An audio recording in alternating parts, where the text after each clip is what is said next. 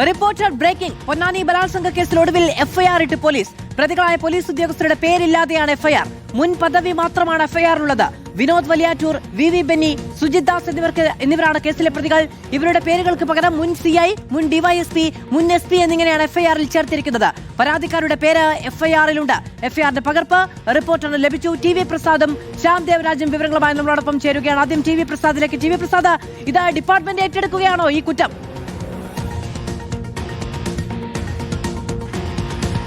മധു, വിചിത്രമായ എഫ്ഐആർ ആണ് ഒടുവിൽ പൊന്നാനി പോലീസ് രജിസ്റ്റർ ചെയ്തിരിക്കുന്നത് എന്നതാണ്. ഒരിക്കലും ഇതുപോലെയുള്ളൊരു എഫ്ഐആർ ഇതിനു മുമ്പ് ആരും കണ്ടിട്ടുണ്ടാവില്ല.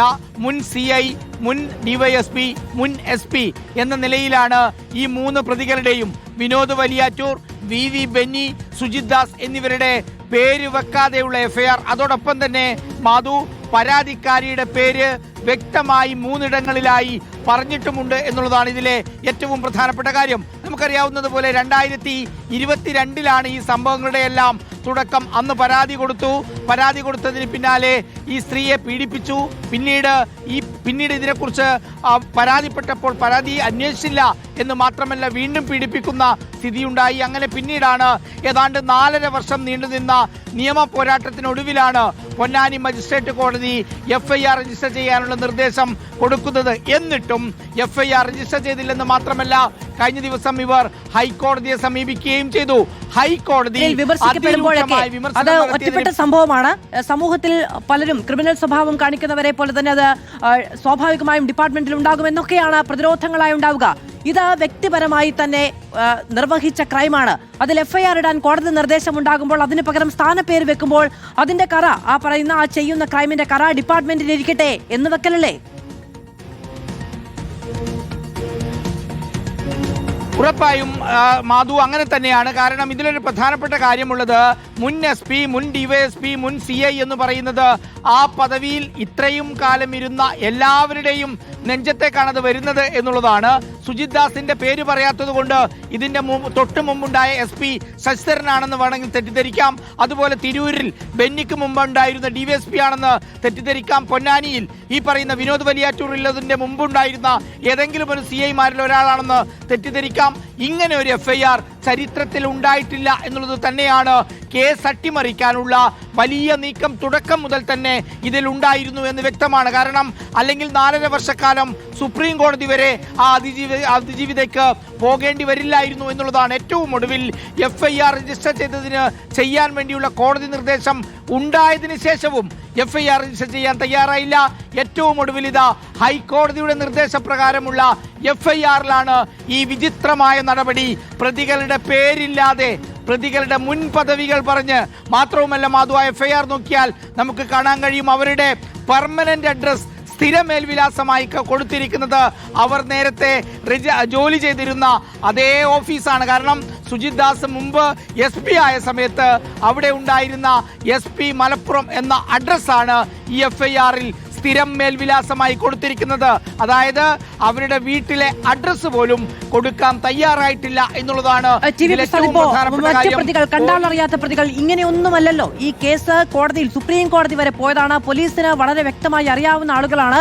എന്തിനായിരിക്കാം പേരുകൾ ഒഴിവാക്കിയത് എന്നത് സ്വാഭാവികമായ ഒരു ചോദ്യമായി വരുമല്ലോ. അതാണ് ഇതിലൊരു വിചിത്രമായ എഫ്ഐആർ എന്ന് നമ്മൾ ഇതിനെ പേരിട്ട് വിളിക്കേണ്ടി വരുന്നത്. മാധു, എന്തുകൊണ്ടാണ് ഇങ്ങനെ ഉണ്ടായതെന്ന് ചോദിച്ചാൽ ഇതിനെ മറ്റു രീതിയിൽ വേണമെങ്കിൽ പറയാം. അതായത് ഒരു പരാതിയിൽ എന്തിനാണ് 3 എഫ്ഐആറുകൾ രജിസ്റ്റർ ചെയ്യുന്നത് എന്നുള്ളതാണ് നമ്മളെല്ലാവർക്കും അറിയാവുന്നതും നമ്മളെല്ലാവരും കേട്ടിട്ടുള്ളതും. ഒരു പരാതിയിൽ ഒരു എഫ്ഐആർ മാത്രമേ ഉണ്ടാകാൻ പാടുള്ളൂ എന്നുള്ളതാണ് സാധാരണഗതിയിൽ. പക്ഷേ ഈ പരാതിയിൽ 3 ഉദ്യോഗസ്ഥർക്കും 3 എഫ്ഐആർ കൊടുത്തിരിക്കുന്നു. ആ എഫ്ഐആറിന്റെ ഉള്ളടക്കം നോക്കിയാൽ മാധു, അത് നമുക്ക് കാണാൻ കഴിയും.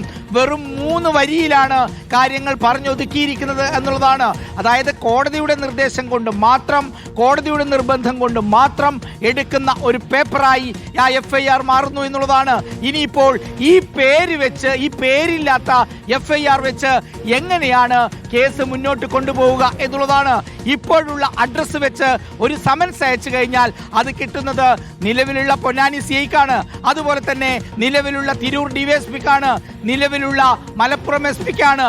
ഇങ്ങനെ ഇപ്പോഴുള്ള സ്ഥിര മേൽവിലാസവും താൽക്കാലിക മേൽവിലാസവും എല്ലാം പോയി എത്തുന്നത്, സമൻസ് കിട്ടുന്നത് അവിടെ ഇപ്പോഴുള്ള ഉദ്യോഗസ്ഥർക്കാണ് എന്നുള്ളതാണ്. ഈ 3 ഉദ്യോഗസ്ഥരെയും രക്ഷിക്കാൻ വേണ്ടി പോലീസ് ഡിപ്പാർട്ട്മെന്റ് നടത്തിയ ഗൂഢാലോചനയായിട്ട് ഇതിനെ കാണേണ്ടി വരും എന്നുള്ളത് തന്നെയാണ് ഇതിലെ പ്രധാനപ്പെട്ട കാര്യം. മാധു, ഈ ഒരു എഫ്ഐആർ ഇടാൻ വേണ്ടി ഒരു എഫ്ഐആർ ഇട്ടു എന്നതിനപ്പുറത്ത് ഇതിൽ എന്തെങ്കിലും തരത്തിലുള്ള ആത്മാർത്ഥതയോ കോടതിയോടുള്ള ബഹുമാനമോ കാണേണ്ടതില്ലല്ലോ. മധു, അതാണ് ഇതിലെ ഒരു പ്രധാനപ്പെട്ട കാര്യം. അതാണ് നമ്മൾ പറഞ്ഞു വരുന്നതും. അതായത് ആരോ പറഞ്ഞ് നിർബന്ധിച്ചത് കൊണ്ട് മാത്രം ഇട്ട ഒന്നായി ഈ എഫ്ഐആർ മാറി എന്നുള്ളതാണ്. ഇതൊരു സാധാരണ മനുഷ്യന് എതിരായിരുന്നുവെങ്കിൽ പരാതി കിട്ടി 24 മണിക്കൂറിനകം ചെയ്യേണ്ട നടപടിയാണ് ഈ 4.5 വർഷക്കാലം ആ സ്ത്രീക്ക് കാത്തിരിക്കേണ്ടി വന്നത് എന്നതാണ്. എന്നിട്ടും അവർക്ക് സുപ്രീം കോടതി വരെ പോകേണ്ടി വന്നു. സുപ്രീം കോടതിയുടെ ഡയറക്ഷൻ പ്രകാരം പൊന്നാനി 1ാം ക്ലാസ് മജിസ്ട്രേറ്റ് കോടതി അതിൽ എഫ്ഐആർ എടുക്കാനുള്ള തീരുമാനമാക്കി. പൊന്നാനി ആ പോലീസ് സ്റ്റേഷനിലേക്ക് വിട്ടതിന് ശേഷവും അതിൽ നടപടിയെടുക്കാതെ പൂഴ്ത്തിവെക്കാൻ നോക്കി. എന്നിട്ടും ഈ 3 പോലീസ് ഉദ്യോഗസ്ഥർ ചെയ്ത് അവർ വീണ്ടും ഹൈക്കോടതിയെ സമീപിക്കുകയായിരുന്നു. ഒടുവിൽ ഹൈക്കോടതിയിൽ നിന്ന് അതിനിശ്ചിതമായ വിമർശനത്തിനൊപ്പമാണ് എഫ്ഐആർ രജിസ്റ്റർ ചെയ്യാനുള്ള നിർദ്ദേശം കിട്ടിയതും വളരെ പെട്ടെന്ന് പിന്നീട് എഫ്ഐആർ രജിസ്റ്റർ ചെയ്തതും. ആ എഫ്ഐആറിലാണ് വിനോദ് വലിയാറ്റൂരില്ല, VV ബെന്നി ഇല്ല, അതുപോലെ സുജിത് ദാസ് ഇല്ല. 3 പേരുടെയും പേരൊഴിവാക്കിക്കൊണ്ടുള്ള ആ 3 പ്രതികളുടെയും പേരൊഴിവാക്കിക്കൊണ്ട് അവർ മുമ്പ് വഹിച്ച സ്ഥാനം former CI, former DYSP, former SP എന്ന നിലയിൽ എഴുതിക്കൊണ്ട് ആരെയോ ബോധ്യപ്പിക്കാനുള്ള ഒരു പേപ്പർ മാത്രമായി ആ എഫ്ഐആർ മാറുന്നു എന്നുള്ളതാണ്. മാധു, ഇനി അങ്ങോട്ടേക്ക് നിയമക്കുരുക്കിലേക്ക് കൂടുതൽ ഇത് പോകും എന്ന കാര്യം ഉറപ്പാണ്. ഈ എഫ്ഐആർ വെച്ചുകൊണ്ട് ഈ കേസ് മുന്നോട്ട് കൊണ്ടുപോകാൻ എന്തായാലും നമ്മുടെ സംവിധാനത്തിന് കഴിയില്ല എന്നുള്ളത് തന്നെയാണ്. ശിവപ്രസാദ്, ഈ എഫ്ഐആർ വായിച്ചു നോക്കുമ്പോൾ അതിനകത്ത് ഫോർമർ SP എന്നൊക്കെയാണ് എഴുതിയിരിക്കുന്നത്. പക്ഷേ പ്രായം കൃത്യമായി സൂചിപ്പിക്കുന്നുണ്ട്. പേരറിയാത്ത ആളുടെ പ്രായം എങ്ങനെയാണ് പോലീസുകാർക്ക് അറിയുക? അത് ഭയങ്കര കോമഡിയാണ് മാധു. അതായത് എന്തുകൊണ്ടാണ് അങ്ങനെയൊക്കെ എഴുതി ചേർത്തത് എന്നുള്ളതാണ്. ഓരോ ആളുകളുടെയും എല്ലാവരും ഫോർമർ CIമാരാണ് അല്ലെങ്കിൽ ഫോർമർ DYSP ആണ്. പക്ഷേ അതിൻ്റെ താഴെ ഈ പറഞ്ഞതുപോലെ ഓരോ ആളുടെയും വയസ്സും രേഖപ്പെടുത്തിയിട്ടുണ്ട്. അതായത് പേരില്ലാത്ത ആൾക്ക് എങ്ങനെ വയസ്സ് വന്നു എന്നുള്ളതാണ്.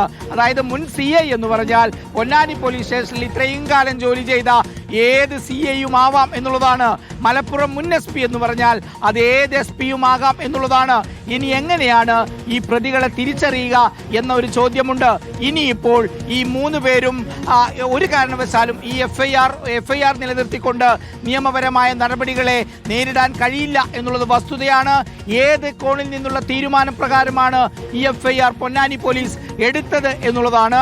ആരുടെ നിർദ്ദേശപ്രകാരമാണ് ഇത് ചെയ്തത് എന്നുള്ളതാണ്. സമീപകാലത്തൊന്നും നമ്മൾ കേട്ടുകേൾവിയില്ലാത്ത ഒന്നാണ്. പ്രതിയുടെ പേരില്ലാതെ നമ്മൾ സാധാരണ കണ്ടാലറിയാവുന്ന പ്രതികൾ എന്നൊക്കെ പറഞ്ഞ് അൺനോൺ എന്നൊക്കെ പറഞ്ഞിടാറുണ്ട്. പക്ഷെ ഇത് അതുമല്ല. ഫോർമർ ആളെ അറിയാം, പക്ഷേ ആളുടെ പേര് പറയാൻ നിർവാഹമില്ല എന്ന് പറയുന്നത് പോലെ അവരുടെ വയസ്സ് ഫോർമർ CI ഓഫ് പൊന്നാനി എന്ന് എഴുതി അതിൻ്റെ താഴെ ഏജ് എന്ന സ്ഥലത്ത് 40 എന്ന് എഴുതിയിട്ടിരിക്കുന്നു. ഫോർമർ DYSP തിരൂർ എന്ന് പറഞ്ഞ സ്ഥലത്ത് അവിടെ 45 വയസ്സ് എഴുതിയിരിക്കുന്നു. അതുപോലെ SP-യുടെ സ്ഥാനത്തും സമാനമായി തന്നെയാണ്. എന്തായാലും ഇത് അപൂർവമാണ്, ഇത് വിചിത്രമാണ്.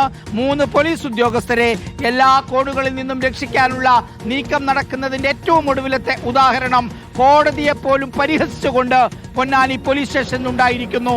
ഒരു പരാതിയിൽ 3 രജിസ്റ്റർ, 3 എഫ്ഐആർ, അതും വിചിത്രമായത് 3 പേരുടെയും പേരില്ലാതെ. മാധു.